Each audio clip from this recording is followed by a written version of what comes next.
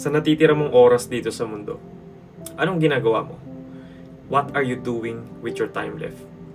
Hindi ka ba napatigil or napapause sa buhay mo at naitanong sa sarili mo na ano kaya sunod pagkatapos ng buhay dito? Pag namatay ba ako? Yun na yun? Kahit ang science ay sinasabi na dadating yung time na ang mundong to ay magugunaw.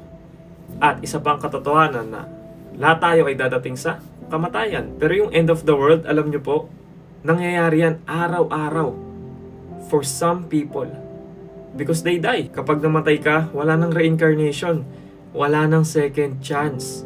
Sabi sa Hebrews 9 verse 27, after death comes judgment. Di mo na kayang buhayin yung sarili mo para itama yung mga maling ginawa mo nung nabubuhay ka pa. Malinaw po sa Biblia na lahat po tayo ay nagkasala at lahat po ng tao ay papuntang impyerno. Ang tanong, may relasyon ka ba sa Diyos? Sabi sa Book of John, lahat ng tao ay condemned.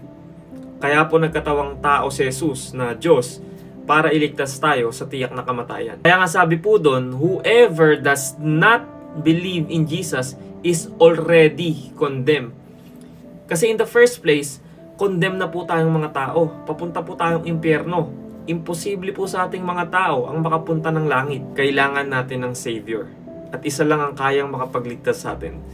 Yun ang Panginoong Jesus. Kapag namatay ka nang walang Jesus sa buhay, meaning you die in your sins, whether you believe it or not, whether you like it or not, you will spend your eternity in hell. At hindi ako ang nagsabi niyan, kundi ang Bible, ang Diyos mismo. Kung ayaw mo maniwala, don't take it against me. Take it to God. Hindi to para takutin ka, pero ito ay warning. Unfair ba ang Diyos kapag may mga taong napunta sa impyerno? Of course not. Tignan mo na lang yung amount ng chance na binibigay sa'yo ng Diyos para mag-repent. Napapanood mo to ngayon dahil chance yan na binigay sa'yo ng Diyos para bumalik ka sa Kanya. Sabi sa Peter 3 verse 9, ang Panginoon na hindi nagpapabaya sa Kanyang pangako gaya ng inaakala ng ilan.